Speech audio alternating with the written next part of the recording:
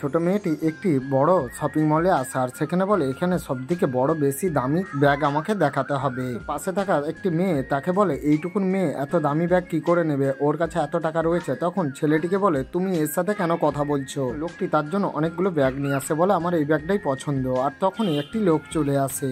লোকটি বলে ওকে ব্যাগ না দেখে আমি যেগুলো বলছি আমার কথা শুনতে থাক, আর এই ব্যাগটা আমারই লাগবে। তখন বাচ্চা মেয়েটি এসে বলে এই ব্যাগটা আমি নেবো, আর প্রথমে আমি নেবো বলে তাকে বলেছিলাম। সেই মেয়েটি তার কোনো কথাই শুনছিল না, তাকে বলে ব্যাগটা তুমি ওই লোকটাকেই দিয়ে দাও। তুই বলছে আমি কোনো কথা শুনবো না, আমার এই ব্যাগটাই লাগবে। তখন মেয়েটি তাকে জোর করে যে তুমি ব্যাগটা ওই লোকটাকে দিয়ে দাও। বাচ্চা মেয়েটা বলছে যত টাকা লাগে আমি দেবো, কিন্তু ব্যাগটা আমারই লাগবে। কিন্তু মেয়েটা তার কোনো কথাই শুনছিল না। বাচ্চা মেয়েটি বলে আমার বাবা সিও আর তোমরা সেই কোম্পানিতে কাজ করো। তখন তারা কোনো কথাই তার বুঝছিল না, আর তারা বিশ্বাসই করেনি সেই মেয়েটা বড় লোক বলে।